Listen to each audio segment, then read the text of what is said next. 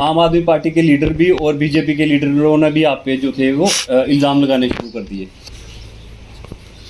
कुत्ते भौंकते रहते हैं, कारवां चलते रहते हैं।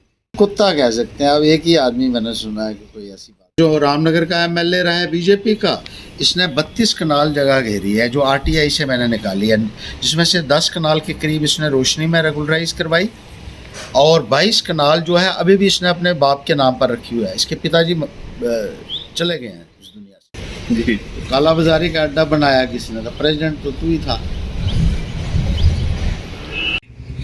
कल दोपहर को जम्मू की पॉलिटिक्स में एक हलचल हुई। हर्षदेव सिंह जो आम आदमी पार्टी के जम्मू कश्मीर के चेयरपर्सन थे, उन्होंने पार्टी से रिज़ाइन कर दिया है और वो अपनी पुरानी पार्टी में लौट। बाद लोगों ने अपनी अपनी प्रतिक्रिया देनी शुरू कर दी। जो आम आदमी पार्टी के लीडर थे उन्होंने भी आरोप लगाने शुरू कर दिए, यहाँ तक कि हर्षदेव सिंह जी के साथ उनके पुराने कुलीग रहे जो आजकल बीजेपी में हैं, उन्होंने भी उन पर बड़े सारे आरोप लगाए। तो अभी हमारे साथ बात करने के लिए हर्षदेव जी हैं, तो हम इन्हीं से बात करेंगे। पर मेरा सबसे पहला सवाल ये है, जैसे ही कल आप आम आदमी पार्टी से रिज़ाइन करते हैं, आम आदमी पार्टी के लीडर भी और बीजेपी के लीडरों ने भी आप पे जो थे वो इल्ज़ाम लगाने शुरू कर दिए, तो इस पे आप क्या कहेंगे? कुत्ते भौंकते रहते हैं, कारवां चलते रहते हैं। सर जो एक आदमी है, कुत्ते भी नहीं, कुत्ता कह सकते हैं। अब एक ही आदमी मैंने सुना है कि कोई ऐसी बात कर रहा था। जी, कोई फ़र्क नहीं पड़ता है, अपनी मानसिकता वो दर्शा रहे हैं और क्या कह सकते हैं। आम आदमी पार्टी के जो लीडर हैं मिस्टर कपूर, वो कहते हैं कि हर्षदेव जी ने जो है पार्टी हाईकमान से पैसा मांगा, तो पैसा नहीं दिया, तो इस वजह से उन्होंने पार्टी छोड़ दी है। चलो, उसका अपना क्या किरदार है कौन है वो। इतनी वाहियाती का मैं जवाब देना भी मैं समझता हूँ कि शान के खिलाफ है। जैसे मैंने आपको कहा, कुत्ते भौंकते हैं, कारवां चलते रहते हैं। जब हाथी चलता है ना, जी, कुत्ता साथ में भौंकता है, लेकिन हाथी नहीं भौंकता है उसके ऊपर। करने दो जो कहता है। सर जम्मू कश्मीर में आम आदमी पार्टी में सबसे बड़ा चेहरा आप थे, तो आज के वक्त में, कल आप पार्टी छोड़ते, आज आप पार्टी को कहाँ देखिए, ठीक है, वो अपने तरीके से चलाएं जैसे उनको ठीक लगता है।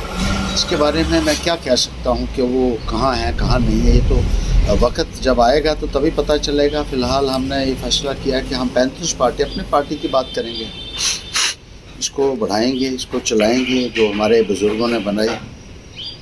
पिताजी ने बहुत कुर्बानियाँ दी, भीम सिंह जी ने दी, और बहुत सारे लोग जो हैं इसमें काम करते करते आज हमारे बीच में नहीं रहे हैं।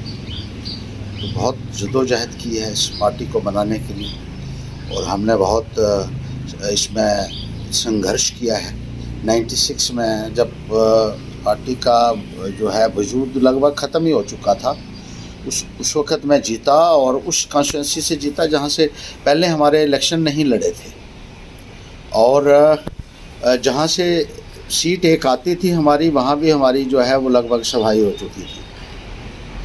तो बाकी कॉन्स्टिट्यूंसियों में भी 400 वोट ही था।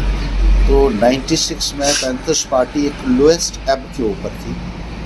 उस वक़्त भी मैंने बहुत मेहनत की, बहुत संघर्ष किया, लोगों का विश्वास हासिल किया, और 96 में मैं अकेला जीता।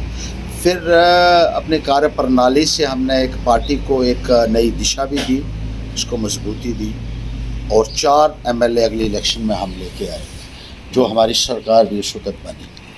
तो इसके लिए बहुत काम किया है, और लोगों का ये मानना था कि आपका जो पोटेंशियल है वो पूरे तरीके से यहाँ इस्तेमाल नहीं हो रहा है। आप आइए और अपने तरीके से जो है वो आप बात नहीं कर सकते हैं वहाँ बैठकर, क्योंकि बहुत सारी बंदिशें भी होती हैं नेशनल पार्टीज़ बहुत सारे लोकल इश्यूज़ को इग्नोर भी करते हैं। तो इसलिए मैंने ये फ़ैसला लिया कि हम अगर 35 पार्टी को ही, जैसे लोगों ने कहा है, कि हम इसको मजबूती देंगे और इसको चलाएंगे।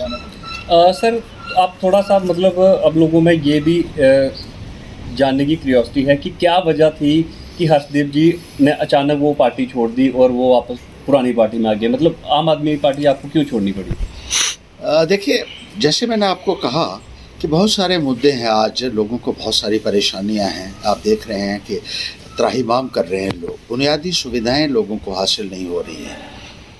बिजली, पानी, सड़क, स्कूल, डिस्पेंसरी, राशन, पेंशन, ये इतनी समस्याएं हैं लोगों की, कोई पूछने वाला नहीं।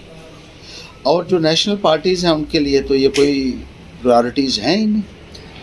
सर एक और चीज़ चर्चा में आई, जब आपने राजभवन के सामने प्रोटेस्ट किया, आप अकेले थे एंटी एनक्रोचमेंट ड्राइव के खिलाफ, जब आप बोल रहे थे कि लोगों को ज़मीनें छीनी जा रही हैं, तो उसके बाद एक चीज़ सामने आई, सुनने को ये आई कि उस प्रोटेस्ट में आपको आम आदमी पार्टी के बाकी नेताओं की सपोर्ट नहीं थी, आपने अकेले अपने दम पे वहाँ पे जाते हैं, प्रोटेस्ट करते हैं, तो क्या एक ये भी वजह थी पार्टी छोड़ने की? नहीं, ऐसी कोई बात नहीं। इनफैक्ट मैंने किसी को नहीं बताया था उस दिन। मैं आया, मैंने देखा यहाँ लोगों की हालत, तो मैं यहाँ से सीधा कॉन्स्टिट्यूंसी से सीधा चला गया गवर्नर हाउस। मैं तो घर भी नहीं गया और किसी मीडिया को भी नहीं पता था।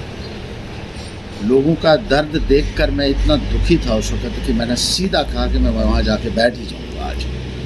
सर उस प्रोटेस्ट के दौरान आपने एक चीज़ कही कि आम बंदे को तंग किया जा रहा है। बीजेपी के जो नेता हैं जिन्होंने बड़ी सारी ज़मीनें हड़पी हुई हैं, उनको तंग नहीं किया, उनको अनटच हैं, उनको छुआ नहीं किया। तो सर आप कुछ लोगों के नाम लेंगे जो आपकी नज़र में ऐसे लोग हैं? कौन नहीं है? मेरे बगैर सब ने घेरी होंगी रोशनी के तहत। आप पता करवाइए ज़रा, इंक्वायरी हो तो सारे बाहर आ जाएंगे। उधमपुर में ही जो बैठे हुए हैं, अभी एक जो उधम बीजेपी में गया अभी हाल ही में, उसने भी घेरी है। वो तो उसका तो आरटीआई से खुलासा हुआ था। और ये जो रामनगर का एमएलए रहा है बीजेपी का, इसने 32 कनाल जगह घेरी है जो आरटीआई से मैंने निकाली है, जिसमें से 10 कनाल के करीब इसने रोशनी में रेगुलराइज करवाई और 22 कनाल जो है अभी भी इसने अपने बाप के नाम पर रखी हुई है। इसके पिताजी चले गए हैं इस दुनिया से, उन्हीं के नाम पे रखी है। कहता मेरे नाम थोड़ी है, वो तो मेरे बाप के नाम पर है। ऐसे लोग हैं ये, इतने भ्रष्टाचारी हैं ये लोग कि जिसकी कोई सीमा ही नहीं।